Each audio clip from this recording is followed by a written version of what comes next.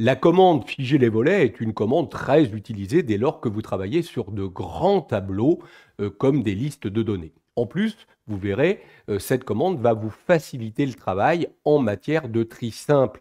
Hein, elle vous évitera de devoir sélectionner toute la plage de cellules de données pour trier sur un seul et unique champ. En fait, figer les volets, ça permet de figer des titres de lignes et de colonnes.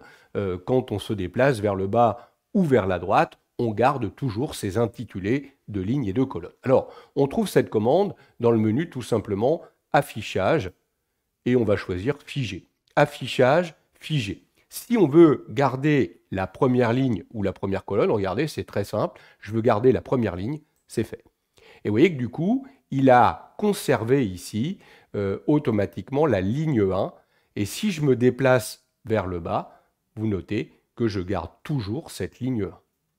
J'aurais pu faire la même chose en repartant dans affichage, figer les volets, en indiquant que je veux garder toujours, par exemple, la première colonne.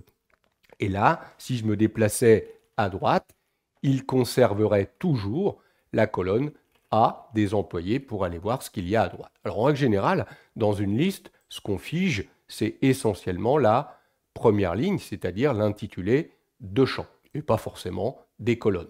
Quoique, si vous avez vraiment une très grande liste, il pourrait être intéressant de se placer, par exemple, regardez ici, on va se placer devant la cellule contenant le nom. Donc je me suis placé en F2. Vous allez voir que le fait de se placer à cet endroit-là a une importance. On va aller dans affichage, on va dire figer. Donc là, on va garder une ligne, la ligne 1, et on va repartir dans affichage figé. Et là, par contre, pour les colonnes, on va lui dire jusqu'à la colonne F. Voilà pourquoi je m'étais placé avant en F. C'est pour qu'ils comprennent qu'on veut figer jusqu'en F. Et donc, vous voyez que du coup, il garde forcément les colonnes A, B, C, D, E, F. Hein, et je me déplace et les autres vont se masquer automatiquement en fonction du déplacement. Donc en fait, on peut figer jusqu'à la position où on est placé. C'est pareil pour les lignes, hein. On aurait pu demander de figer jusqu'à la position où on était en termes de ligne. Donc moi ici, je vais revenir dans affichage figé, voilà, et je vais dire aucune colonne. Je vais garder uniquement la ligne.